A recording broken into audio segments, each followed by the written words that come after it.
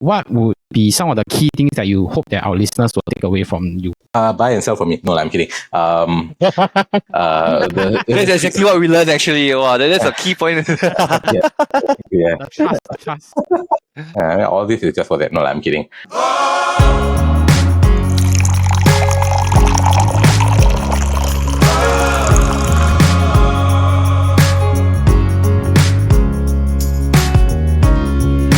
What's up?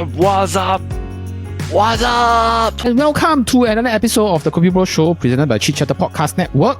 Now, for this episode, we have invited a very, very special guest, Prab, who is a social media sensation and a real estate agent. We managed to talk to him a bit about his business, about the real estate industry, about some trends. Honestly, I felt like I really learned a lot about like what goes behind the scenes in the industry. Correct?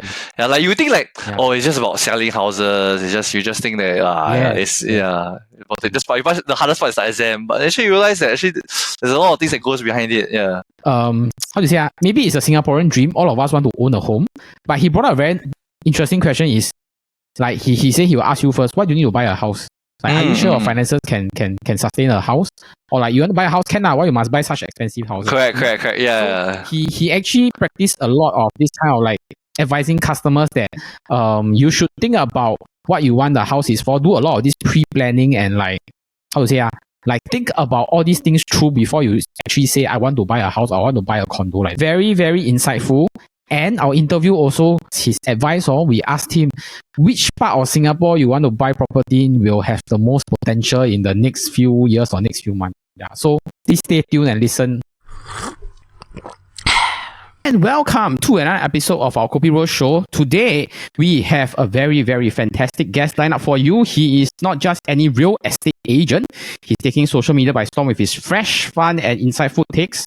Like his breakdown of the MILF I recently saw. Now I know you all love MILFs. Mature, imploding lease flats. Singapore's housing market. Okay? Whether you're a first-time buyer or just love scrolling through property trends, his content makes it all incredibly entertaining and easy to digest. We are absolutely thrilled to welcome real estate agent and social media sensation, Mr. Prab. Welcome. Thank you very much. Thank you. Yeah, maybe you can call me a professional MILF hunter. But anyway, no, we're not going there. Yeah. How have you been so far? The past few weeks? I've been okay. It's market is a bit confused right now, I would say. I think with all the things that are happening around the world and Singapore's elections, I think everyone's like taking a pause and it's a lot of factors. So the market it's okay. Singapore's market is always moving. Yeah, I'm grateful for that. Mention the elections that you went for any rallies? No lah, with kids and everything. I mean, I still have my passion and everything, but the kids come first, and the rallies tend to be timed exactly when my kids need to eat and sleep. So I need to tell Lawrence Wong to time it better in that sense. Just a kaypoh question, because I'm not a housing agent. Say for some regions, let's say like Aljunied, when they change political parties, will it affect how people buy the properties in the area? That's a very good question. I often get that also. Like just a few months back, I was with a client, and then we were near the opposition side of like Bedok Reservoir that touches like Aljunied side or something. I can't remember exactly, like Bedok that falls under Aljunied. Then one side doesn't. Then they're like, wow, can see the difference, the typical stuff. But I don't want to get too political. It's kind of leveling out, but you do see some differences in terms of the upkeep of the place and everything. I think it's just a very select few areas. Like, I mean, Sengkang for the last 5 years has been opposition, but honestly, Sengkang is one of the hottest areas right now. Yeah. And like the prices there are insane. So like they move really fast as well. And honestly, once you step inside Sengkang and that whole area, like, hey, wait, this one is opposition. No, what? Oh wait, yeah. Then you're like, oh yeah, wait, yeah, correct. As I introduced you just now, I think besides doing your real estate job, you're also a very, very interesting and fun social media creator. So I want to ask you that since you film a lot of social media content, do you have to spend much of your day editing and posting or thinking about things to film also? The short answer is yes. It takes up a huge amount of time. But I think I've started to streamline it quite a bit. And, actually another fun fact is that Real estate is, I would say, my full time, maybe more than full time. It takes up more than my full time. I used to be a teacher previously. I was a teacher for about 7 years. Oh. I was a JC bio teacher, JC and secondary science teacher. That's fine because now I'm actually out of teaching. I left teaching, but I actually do like part-time relief teaching as well. Yeah, so I teach actually in the morning. So most days, so like 8:30 to 12:30, I help a school. I'm not supposed to say where or whatever. I try to schedule my videos if I got free time in the afternoon. It used to take me at least like 2-3 hours to shoot and everything because like it's just me. It's just me on a phone and a tripod. I think of the script, roughly the skeleton or whatever. I improvise here and then. And I'm always running back and forth, like record, run, take record, record, run. Then, if my wife is free, she will help me down there. But most of the time, it's just me. Scripting I usually do like weeks before, and then I put it on my like notes app. I put everything, whatever I think. I actually still have a lot like that I haven't covered, just haven't had the time or inspiration. Then I'm like, okay, then we go and shoot. I have to see the weather also because I try to get good lighting and I try to get good locations. So I think of the location. So everything is like always running in my head and. Yeah, so shooting. So now actually I started to streamline it. I think my shooting takes about 1 hour. And I realized if I talk too much also, then people get really bored. So I try to keep it short, sharp. And when I'm really passionate about it, I don't really need the script much. So I just can free flow and wing it. But usually I shoot one day. I cannot post on that day because it takes too long to edit. Then the editing goes onto CapCut and whatever and putting in the caption. So it takes me another 2-3 hours doing all that. Then I try to post the next day. So my target usually is like 2 to 3 per week. I know a lot of people say that you should post very often. You should post like every day. If I had the help, maybe I would. But for now, I just go for quality over quantity. It's crazy. And I have two kids who are like... wow, can you imagine with kids especially? And they are 5 and 3. So they're like, I'm trying to like have enough time, quality time with them. Because I think in the current day and age, you kind of need to overlap a lot of things. Like you need to be able to switch your mind like instantly. And I think all of you also feel that way as well.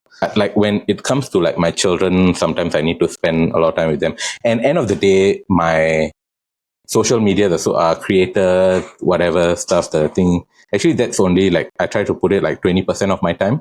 Because 80% of the time, I'm still a real estate agent. And the one that makes me the money is being an agent. But the social media side of it is actually for lead generation and for people to trust me. My wife also sometimes she's like, are you crazy? And then like recently I went to Hong Kong and I was actually shooting clips there also when I had time. I was like, I did like a spoof of like my home tour, but in Hong Kong Disneyland. Wow. I actually planned another one. I shot a few clips and I kind of stopped it. Like I was like talking about like Hong Kong, like the condo and it was quite run down or something. Then I was like, but then I like, what, this is not going to get any traction. So I scrapped it. When do you know that you wanted to go into real estate and like was like, when was the transition like from like, as you mentioned before, you were a teacher to becoming a real estate agent? We get this question from time to time also, like some teachers currently who are like, straddling and thinking of, is there something else out there for them? In any decision, there's always a push and a pull factor. Pull factor was, props to them, Property Lim Brothers. I think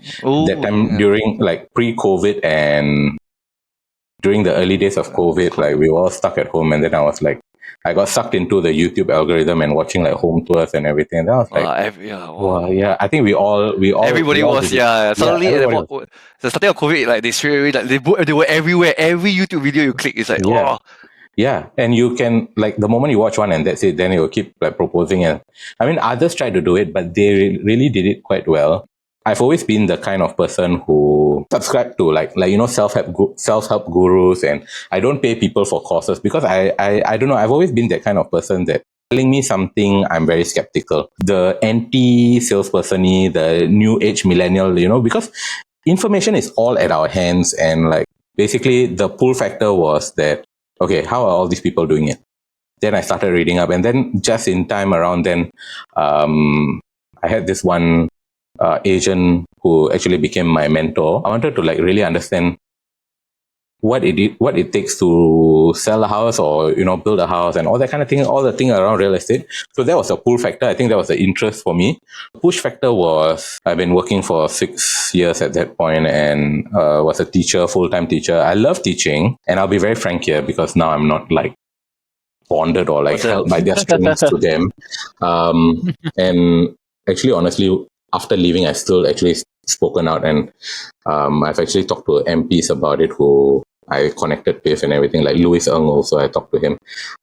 Honestly, teachers are not paid enough.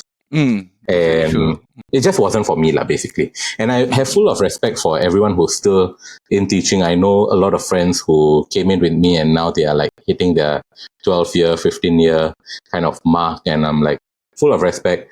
They day in, day out. And they've stayed long enough that their pay has progressed. But even for them, I feel that the amount of work, and it's not just physical work, it's like the mental work, and you're so like consumed by your students and your worries and everything. It's hard to put a value on it. Okay, then on top of that, my wife's also a teacher. She's a primary school teacher. And I think it's quite toxic to have two teachers in one family. So yeah, because like we're both stressed at the same time. Yeah. I can only imagine, then after when you both get home, the mental capacity to after that still have to spend time with your kids. Precisely. Both of your, then you have to do marking, especially primary school teachers. Then sometimes Sunday night, like we think twice about going out, all this kind of thing. Because Sunday night I must finish marking, all this kind of thing. Then we buy red pen also, we buy together, buy one box. Then we buy we buy the refill in one box. Then we're like, okay. In 2020 or 2021, I can't remember the exact year. I think it was 2020. They released the Singapore median income thing or whatever. I remember seeing it. My wife at that point had worked for about 9 years as a teacher. I was about 6 years in. And I was like, wait, our combined income is like below It's like below the median, right? Below the median. I was like, wait, what? You mean both of us are graduates and we've been teaching for long enough and we are considered lower income? Wait, something is not right. Basically told myself I can continue teaching. The pay is okay. I can sustain a family. I can enjoy my BTO, whatever. I can enjoy my HDB, whatever. I mean, can do more than that eventually. Do I want to wake up when I'm 40 and still be, and look back and like, shit, I missed the train. It's kind of late now. I've lost the energy. My children need the stability. So I was like, you know what? I'm going to jump now. Very scary, honestly. I left and I taught full-time tuition while studying for the license. At the same time, when I did full-time tuition, it was like full Saturday, full Sunday. So I barely got any like family time. Like, you know what? I cannot do this tuition. I hated that aspect of it. And I also felt that tuition was very transactional. Students came to me. I download to them. That's all. So I was like, you know what? Do or die. I need to get into real estate. And I got into it. Especially right now, I think it's no secret for currently, right, that for real estate agents, social media has become like a significant part of their job. So could you share with us actually how you started using social media, and do you really feel that it's essential aspect of being a real estate agent? I think it's the only way to survive now. Why? Because in this day and age, I think even last time, no one really trusted when 8 p.m. you come and knock on the door and then like, hello, you want to sell your house? Then you like look at the person also, then you're like, who are you here? Why must I trust you? Then you can give you a poster and then you like show all your medals also. But like the medal also, honestly, like for a lot of people, it'll be just like, okay, good luck, good for you. Our generation especially, and the next generation also, they are very discerning. So in this day and age, I think building that social media presence, it's actually a brand formation. I honestly didn't start off the way I started. And actually, if you scroll below, actually I have all the cringy, typical stuff like, 3 reasons why you should buy this condo.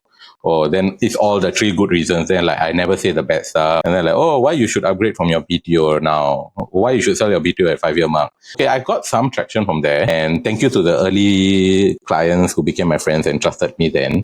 But now looking back, honestly, it's quite cringy. So what I realized that finally pushed me towards like getting my formula right. I had quite a few other agents who were like, you post a video, how many leads you get? Or you post a video, how many closing you get? Or how many condo you sell? Or this condo you talk about this condo you got sell or not? That is how you look at it. But how I look at it as I built my brand and my name first, and eventually the trust is formed, and then people will remember you and come to you. I think I'm doing it like a teacher kind of thing. I'm like, I was never a salesperson, and I struggled in my first year because I tried to do the salesperson-y kind of thing. I was like, okay, this condo out, come, let's go and show you. I need to sell you this condo. And they're like, oh, commission very good, I sell you this condo. And people, I feel nowadays, no matter what age, people will only buy and work with someone when they can form that trust and connection with. So I think then that's my tactic, and I'm not the first person to do it, honestly. Property Lim Brothers, partially, but they are a bit less on social. They're a bit less on the short form. Yeah, you're more on YouTube as in doing ads. There's a wonderful group called Hero Homes and one or two others that are on social media that they really give that opinion and build a brand first. And after you build the brand, then people will come. Or at least that's what I hope is happening, and that's what I'm seeing happening. Where because it does. Honestly, from especially when let's say if I'm the first time meeting you, and especially as a younger person, I will look you up on Instagram, and when I see the content, I will know that, oh wow, this person really knows his it really showcase your knowledge as well as your what you've been through. I think it would be a missed opportunity since we have an expert here, real estate expert. If we do not ask you any questions related to the industry, so a few questions that we would love to ask you and get your views on. All honesty, what are your thoughts and opinions on how the government has structured the laws in Singapore regarding property ownership? Do you agree with it and how it operates? Okay, this is quite a big and loaded question. Big question.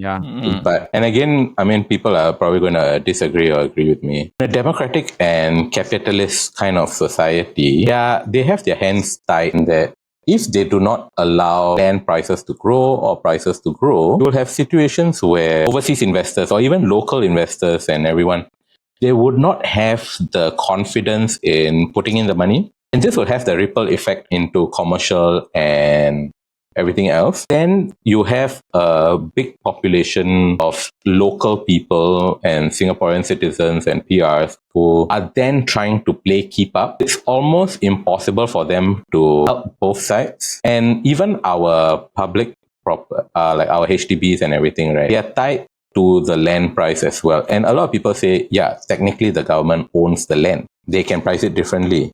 I feel public housing, they can and are doing a bit more. They cannot do it from the perspective of controlling land prices. They can only do it in the forms of subsidies and also they are controlling the MOP of the newer prime flats and everything.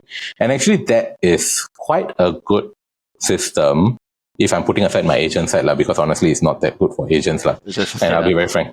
I'll be quite frank, because then they're going to be, there's eventually going to be a drop of agents for sure. I think if Lee Kuan Yew was still around, he'll be very blatant, and he'll say that this is not a welfare nation, which to many people, it might come as an elitist kind of thing. But that's why they say, okay, you plan ahead, you go and buy the BTO. We are now trying to push it out within 2 to 3 years. Just plan ahead. You don't go and buy in Kallang Mampo if you cannot afford. I mean, if you don't mind, you go and buy in Pasir Ris or Bedok or Tengah. Or Tengah. I mean, Tengah then Tengah got aircon problem. But they are not the ones to blame. It is a problem that was caused by the previous generation.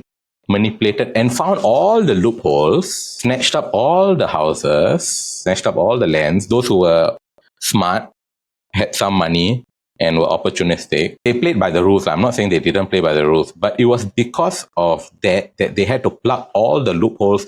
They plugged everything. Now you can only own one condo.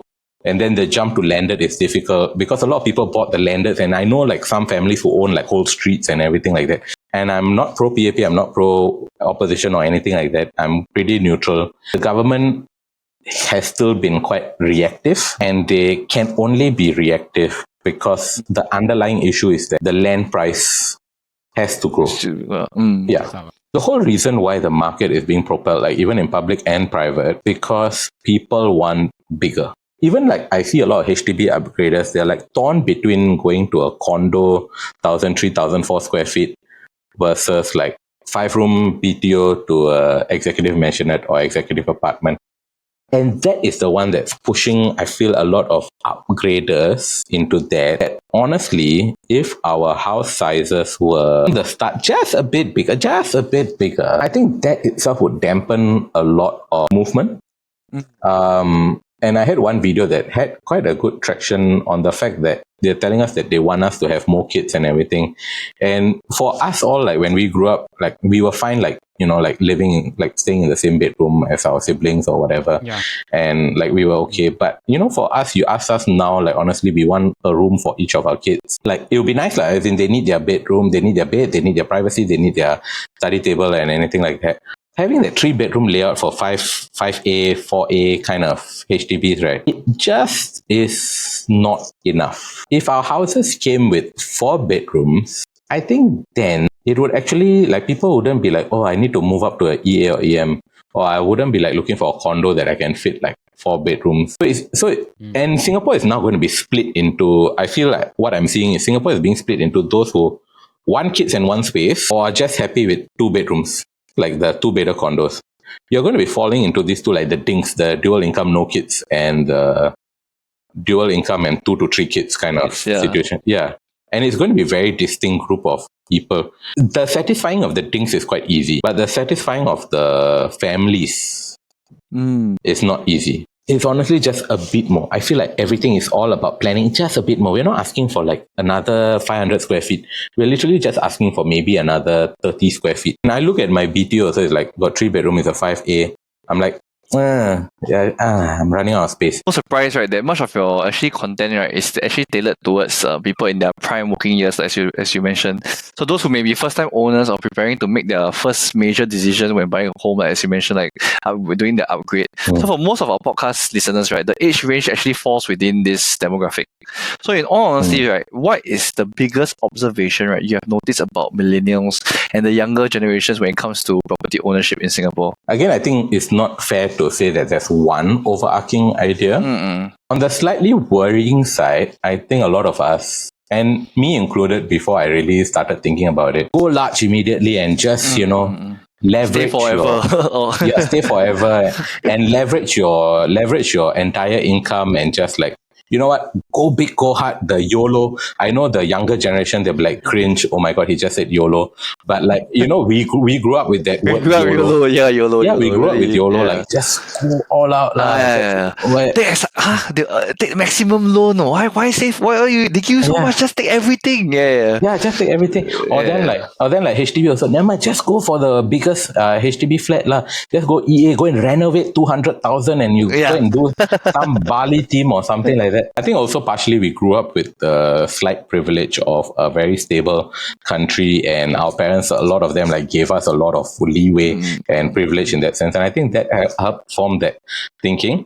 With the world as tumultuous as it is, and we've lived through like 3 or 4 financial crises already, and you know, our parents didn't travel, but we find it like a necessity to like travel twice or thrice a year. Some people more than that. You know, we want that lifestyle, we want that thing, and it's nothing wrong, but many of us, if we don't plan prudentially, and I'm not plugging the company Prudential, but I'm just using the word prudential. Sorry. I feel a lot of us are going to be waiting for government handouts and hoping on the government to help us when it comes to retirement. When I am on the side of things where if they give, good. If they don't give, I need to be secure. I want to be 50, 55, 60. If my kids are wanting to be overseas or they want to study overseas, I'm like, you know what? Sure. My parents supported me in some of my education. I can kind of support you in your education. I don't want to get trapped, and I want to be at that age where I've seen people of, my parents' generation or our parents' generation where they're like 55 and you know what? Yeah, I'll just travel. I can semi-retire. My house is like fully paid up, or I'm sitting on a house that has been paid up but has appreciated greatly. And if my kids are in the US or whatever, I can go and spend 3 months with them. I can go and spend 6 months with them. So I think a lot of us are not thinking long term, whereas our parents or grandparents, they came through a time where they had to be so scared of their future. They were putting aside a lot for this, and they made very calculated measures in terms of that. I was actually very inspired by one of my clients about a year ago he was a manager at a factory, this elderly gentleman, I mean, back then, so in the 90s, I think, he knew that going to a condo was difficult. He saw the potential and he didn't over leverage. And he got a $1 million condo in the 93 or 96 Bukit Timah. Oh. Yeah, so when we sold it, and it was a 4-bedroom overlooking like Bukit Timah Hill, some more, that kind of thing, like one of a kind. But he told me that he already paid up like a number of years ago because he was very prudent with his money. I'll make that jump, but that jump is a final. That's what he was thinking was. And for the past like 10 years, he's been able to like travel overseas with his children are all settled overseas and everything. And then when he sold it, it was like close to 3 million. Wow. And I love the house, but I've always seen it as my asset that I built towards my retirement. Yes. Yeah, and now's the time. I don't hold, cash in, and I don't hold any like, it's a bit sad, but the time is now. Memories are and he told me this. He said something like, memories are in the house, but memories can also be made elsewhere. Something along that line, and I thought it was very inspiring in that sense that all of us hold on to like the house. Oh, cannot sell the house. It's our this that. His thinking was very different, and he planned for his retirement. The last I heard of him, he was like in the US or something with his wife and his kids there.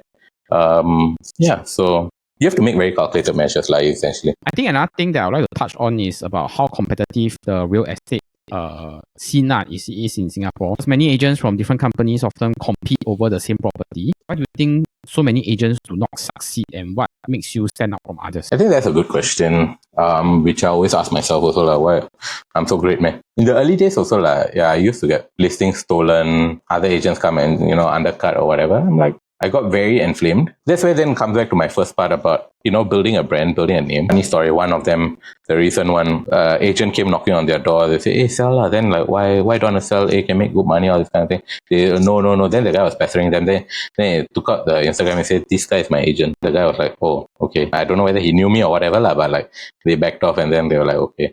I mean, it's not bragging rights as much as I would like to call it that, but it is more of like people trusting me. I don't see them as my clients. What can I sell you? How am I going to make that 2%, 20K or 15K from you? The trust is what is most important to me. And the very fact that they come to me already is that they kind of want to make the move. And I'm not going to sell them anything that goes against the grain just for me to make the money. And I have this one client who met me early last year to sell their place and move. Ended up, they trusted me. They were like, okay, you know what? My mom has a place. Want her to downgrade. Okay, then we did the mom first. Then after a while, they were like, hey, you did a good job. I like you very much. They recommended me to a friend. That one didn't really work out, but I'm still in connection with a friend. Tiatan. It's taken them about 3 months. Then I'm like, because they have a lot of things going on and everything, and they want the right property. And I'm like, you know what? Sure. Let's take your time. You find the right property. It's a journey together in that sense. So coming back to your early part of the question, why do some agents fail? The salesperson thinking is always like, this is the product. I'm going to sell the product to you. How am I going to sell it to you? You won't know, but that's my mysterious magic way. Still works it still works for some agents, and I'm not in their category yet, or I don't think I'll ever be. I don't want to be. People form their opinions before they even meet you, and they just need you to be a guiding mentor, a person they can trust, a person that they know if he says, don't buy that, they will not buy. But if he says, okay, you can consider that, they'll be like, okay, I trust him. You need to stand out. And now I think it's like, what? 30,000, 20,000 agents. I can't remember how many total agents we have lost track already. Like even in PropNext itself, which I'm from, like already got 13,000 agents or something like. I don't view it as like, you want to sell? Okay, come on, sell, come. I sell for you. I'll go in. I'm like, what you want to sell? You need to sell. You sell, then what do you want to buy? You want to buy EA? You want to buy EA? Then 20 years later, your retirement, what are you going to do? And sometimes I've lost clients because of that. Sometimes some people have that, that strong emotion. They just want you to validate. But I will never be that kind of agent that, oh, you want to move to EA? Okay, I help you buy EA. Building my idea, because I had one client who was like, not sure. They were earning like combined 18K, but they had no savings. And they were very spendthrift, lavish holidays and a lot of bags. And I'm sorry if they are watching this, but they know, the ones who's watching it will know who I'm referring to. But eventually they also actually thanked me because I told them, yeah, the EM is going to be very affordable for you. But your house is not going to be an asset. Your savings is nothing. You're going to wake up at 55 and 60 and be like, I'm losing money on my house. And then I brought them, I said, okay, here's another plan. Out of your 18K, can you spend about 4K to 5K per month as savings or not? They calculate. Actually, okay. Then I say out of this 4K, half of it paid by CPF. They come. We buy a condo. Buy a 1.6, 1.8. You're putting money in there. It's a forced savings. You're going to one day wake up and be like, yeah, I got no savings because I bought all my bags. One whole bedroom is full of bags. Your bags, and I'm not asking you to sell your bag, but I'll ask you to sell your house. And then the money will be okay. But they were really thankful and they became like very close friends and family friends almost. For me, it's a long-term thing. Long-term thing. Yeah, you're here to stay, not here for a show. Yeah. Exactly.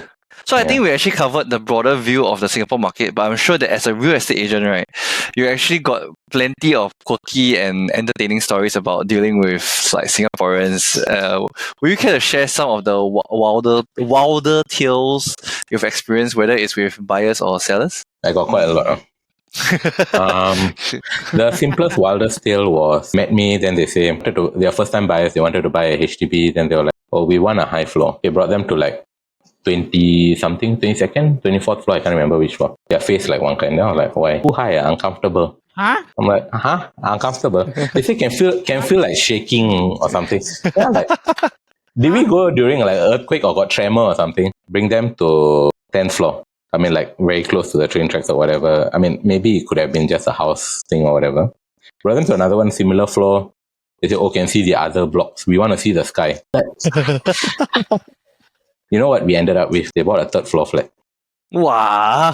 Huh? Fins. But that taught me one thing. So a lot of people have all these preconceived notions, but then until you really step into it, you never know. Or another one was walked into the house, they walk out. Sounds like, why here? Usually mine, okay, shortest amount of time in a house is about 5 minutes, because if the house is very gross or whatever, then I was like, this house is okay, right? What's wrong? Okay, so I was like, okay, you all not interested.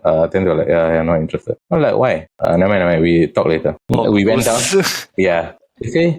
Do you see the boy in the corner or not?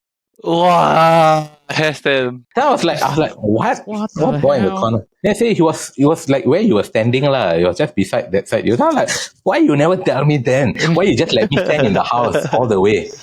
Then they were like, I thought you would see also. Then I was like, I didn't see anything. And the best part was the house was like a old couple, only old couple living there. Then I was like, wow. Go and dig up somewhere, ask them. Ask the agent lah. Say like, hey, this one got young boy in the house. They're like, no, only the 2 old couple. Then they say, why? My client see got one young boy in the house. They're like, what? The seller agent also like freak out. Then he went to ask also, because he also itchy backside. He go and ask.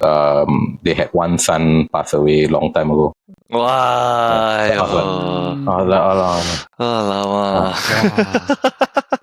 It was in the afternoon or like at night? It was like 5:30 p.m. Actually, not too dark, nothing. Yeah. At least it's not too dark. Imagine it's a night viewing. Wow. Yeah. One weird one. Let's get all these weird stories not as a seller. Seller side, all a very sweet one. House all very nice, very clean. I'll clean up, I'll put the candle, everything, all this kind of thing. Not the prayer candle. I'm putting like the Yankee candle. just to clarify. Okay. The clients were sitting in the house. We were viewing. The client just like that. He just like looked at something like. I was like, why are you being weird here? And I called it. My clients didn't see they were talking to the agent somewhere else. I was like, 1 minute later, he like that. I didn't see anything. Then suddenly the door slammed. Oh wow. Oh. And just then, the seller's agent, hey, why the door slam? Then he opened the door and go in. Then I was like, oh, wait, wow, what? Then I was like, shit, like alarm bells ringing in my head. And like the slamming came after he ran past, as in after he looked past. Like he looked past, like as if he looked like someone running across, and then it slammed. Oh, wow. Then I was like, that's why every time I go viewing, come back, I wash my feet straight away. But before we wrap up, I thought we could do something a little different. Just a quick fire round of real estate questions that we're curious about. 5 questions in total. Okay, so the first one is, have you ever walked into a viewing and thought no one is buying this unit? Yeah, I go in straight and I'm like, no, you know what? Screw this shit. How the heck does anyone live in this kind of thing? I was like, yeah. Almost every time I'm like, yeah, how can anyone live in such a place? What are some of the biggest mistakes that people make when buying and selling house nowadays? Okay. Biggest mistake is over leveraging, and I think I've covered this. Just spending over the amounts, not doing your finances enough. And another one is just like all your preconceived notions of like what is good for you. is not exactly true lah. So you don't just listen to your friends, relatives, or cousins or whatever. Form your own opinions, essentially. What area should I be looking at if I want to buy a HDB or a condo? 3 places: Bayshore, Siglap, and leading towards the southern side, Telok Blangah area. Jurong is still coming up, and it will still come up. But I think Jurong still the prices are quite quite lower. If you want something that is true value for money and you don't mind being far away, I think Woodlands and Pasir Ris are very good value in terms of size and being new and having amenities as well. Woodlands and Pasir Ris in that sense. But for growth, it's still Siglap towards the Greater Southern Waterfront and Jurong. Okay, what area should I avoid? I can't name the place, but Marina Bay. And I can't name the condo, but it is in Marina Bay and the whole of the central region. Even if HDB somehow sprout up there or near there, avoid. Yeah, but apart from that, you're pretty safe because everything undergoes new rejuvenation. Honestly, even Yishun is like super safe. Lastly, what are your thoughts on the condo cooling measures? As an agent, it is bad. As an agent, it's bad because now I can't sell to a lot of foreigners and whoever. But and people can't buy like multiple properties. But as a Singaporean, I think more are coming. I think the government has one eye on it, and in their manifesto, in the recent PAP's manifesto, I think there are already hints as to what is going to come. Thank you, Prab, so much for your time. I think we have learned a lot from you today, and of course, you are a very busy person. But just to close all the episode, what would be some of the key things that you hope that our listeners will take away from you? Buy and sell for me. No, I'm kidding. That's exactly what we learned actually. Wow, that's a key point. Yeah. Trust. All this is just for that. No, I'm kidding. Be happy with what you have and don't compare it to others. Number 2 is make sure you have planned your move sufficiently, and you can't be sufficient just doing it one time. Do it 2-3 times and be very clear. And the final thing, which is the most important thing, the future is not going to be the same as what it is now for our parents or previously. The future is going to be very different. You need to plan accordingly and not hope for magical things to happen. If they happen, good. If they don't happen, you make your own future in that sense. Thank you so much, Prab, for your time.